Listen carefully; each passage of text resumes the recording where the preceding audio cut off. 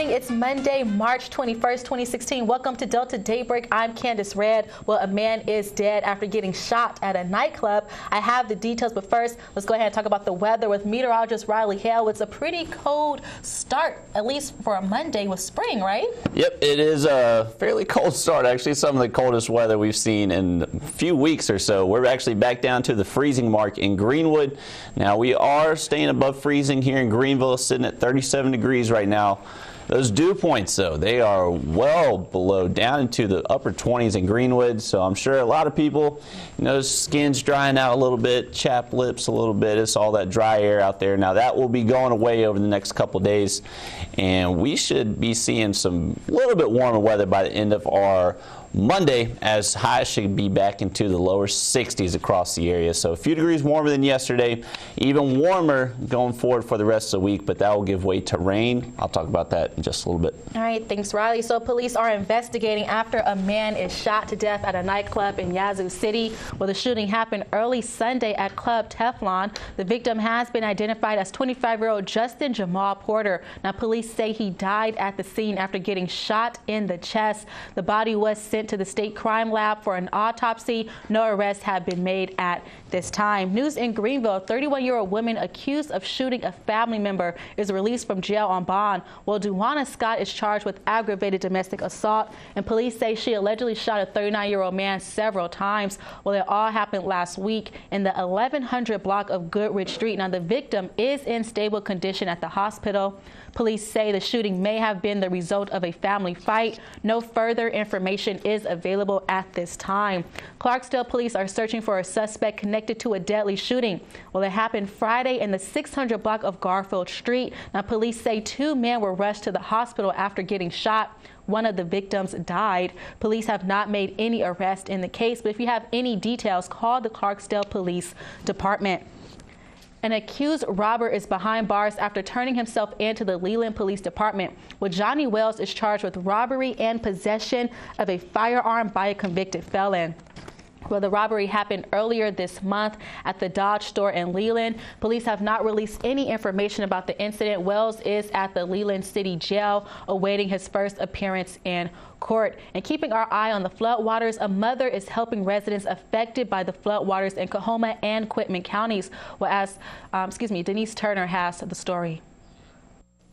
A kind stranger contacted Stacy Lewis through her website, loaded a U-Haul, and donated supplies. They thought of everything, so they had everything from dog food to diapers to toiletry items, snacks, water. Lewis says the city of Clarksdale gave her use of the Civic Auditorium to launch the donation center for Coahoma and Quitman counties. Gave us a good start, and we're starting to organize and get everything ready, so we're ready for the victims when we have that set up. Now, with supplies pouring in from her website, Lewis says the center needs more kind people who want to help victims who might have lost everything. We do need volunteers, so we need people to help receive items, organize items, get things ready for the families. Lewis says anyone affected by the flood is welcome. She says she's hoping through this center to help people get back on their feet after this unfortunate fall. In Clarksdale, Denise Turner, WXVT, your Delta News. The damage assessment continues this morning after severe weather leaves several streets and homes flooded. Well, as Denise Turner reports, residents right here in Greenville are still waiting for help from the state and federal government. The Federal Emergency Management Agency is supporting the state with gathering preliminary damage assessment information for homeowners from the flood. This is just a gathering of information to find out if there's a sufficient amount of damage in order to for the governor to request an actual declaration. Two teams are surveying and gathering damage information for Coahoma and Washington counties. Once all of the information is gathered, an assessment will be completed and it will be given to the governor. He can then make an initial question. He can then make an initial request. FEMA Media Relations Specialist Cherie Brown says there are items the PDA teams look for in order to determine the state's level of damage. Some of them are the amount of properties that was damaged, whether they were major or minor or destroyed properties. Also, the population, all of those things are taken into consideration. So there are a number of factors that will be considered. And if there's sufficient damage to support the state's finding, Governor Bryant will make a request to FEMA, who passes the findings on to the president for his determination. In Greenville, Denise Turner, WXVT, your Delta News. Well, it's undetermined if or when the declaration of a federal disaster will become finalized by President Barack Obama. Well, the American Red Cross is providing shelter for those affected by the flooding. The Coahoma County Expo Fairground is open, and that's located in Clarksdale. Marigold Storm Shelter in Marigold is open as well, plus the Washington County Convention Center right here, in Greenville. Now, the Red Cross has opened 12 shelters and 14 feeding sites, and this has been since March 10th. So for more information, go ahead and visit redcross.org. You can also feel free to make donations by calling the number on your screen or simply sending a text message. A Keep America Beautiful citywide cleanup is underway in Indianola, with several businesses, churches, and civic organizations are cleaning up the city with their staff at Shirley's Personal Care Home and Courtyard Bar and Grill. More groups will be cleaning in the coming weeks.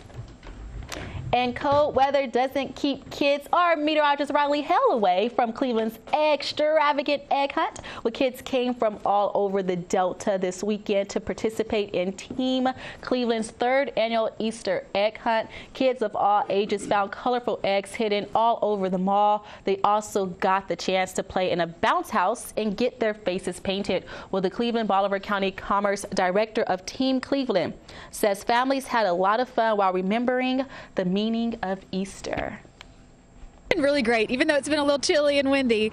We had a lot of kids who came out. Several hundred kids came out with their families, so it's always a great event downtown, and we hope that they stay downtown and eat and shop following the Easter egg hunt. I think it was so quick how they got all the Easter eggs. It took them only like 2 minutes to get all the eggs.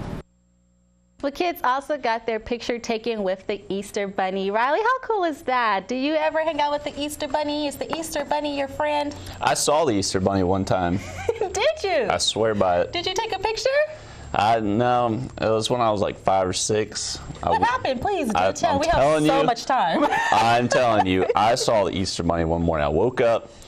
It was weird. I was at my uncle's house. Okay. I started stumbling around. I was just wandering, and all of a sudden I see this giant rabbit open the door, walk out, and I'm just like, I'm looking around, and I see like all my Easter candy, and I was like, well, I'm like dreaming or something. Did you get scared? I went back to bed. I woke up. The exact same candy I saw in what I thought was a dream was there. So I think that's kind of creepy. I think I really saw the Easter Bunny. I'm kind of scared. There's so many. Okay, you have the Easter Bunny, you have Santa Claus, you have the Tooth Fairy.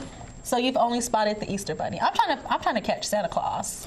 Yeah, Santa's a tough one. He's very sneaky.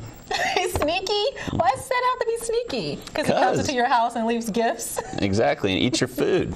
Does he eat your food? I always leave out cookies, but Yeah. he never seemed to eat. I think it's because I end up eating them later on, so maybe that's why. Okay, I digress. Let's go ahead and check out this morning's Delta Chat question. Should plastic bags be banned? Why or why not? I'm going to go with a yes on this one just because it will help the environment. However, I must admit, I do seem to hold on to plastic bags. I have no idea why. I'll use it as a shower cap. I will use them as a trash bag. If I run out of trash bags, I'll use them for anything I can use them for. Yeah, there are a lot of different uses for them, and a couple of the ways viewers are thinking. Aricia says no because it has a lot of ways you can use it for. Basically, like what you're saying, Candace. Yeah. She says, like for example, you can use it as weekend luggage. Wait, I thought I was the only one who did that. So if I don't want to carry a big bag or suitcase, let's say if I go out to Jackson, I just get a little throw in a little shopping bag. and throw in some clothes. Yeah, or How convenient. kids having a sleepover, just throw a little Yes. T-shirt, change shorts. Perfect. Janet says, save and donate to your local daycare to use for dirty diapers. And Comanicia says, no, they can be used in smaller trash cans as a disposable bag. And then Misha says, you will be so sorry. I'm scared. I don't know what. What does that mean? I don't know.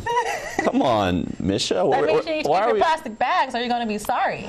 Yeah. Because when you wake up to a world that bans plastic bags, then you have to figure out what you're going to use for a cap in the shower.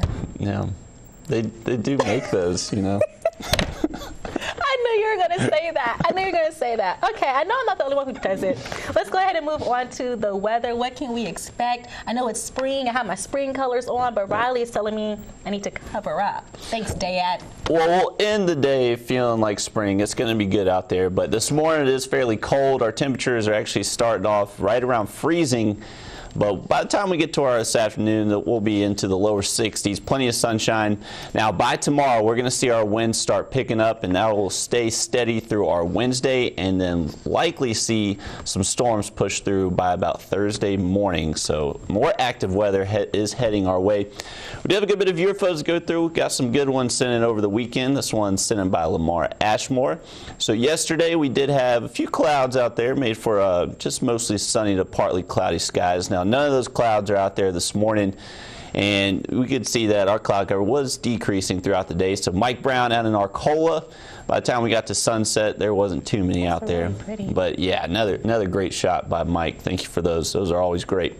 And then this one, Donna Marquez, another beautiful shot out of Marigold.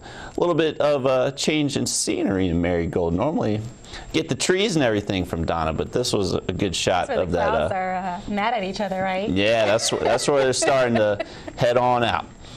And then check out this one from Audrey Hill. This was out of Holcomb. And this was actually the one I was telling you about. We finally got a picture sent into our Twitter account. So. Oh, this is the Twitter picture? Yeah. That's nice. So it's like a desert. It does. Let's see out in Nevada, driving to Vegas. Viva La Vegas. Viva Las Vegas. Do it again, Riley? No, I can't do it. Viewer photos. Go to Facebook or Twitter.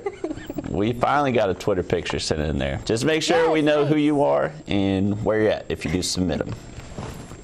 I'm sorry, I am just picturing you as Elvis right now. I don't think I could look at you, Riley. I can't look at you. All right, so coming up on Delta Daybreak, guess what? Man's best friend is joining us right here in the WXVT studio. You do not want to miss it. We'll be right back.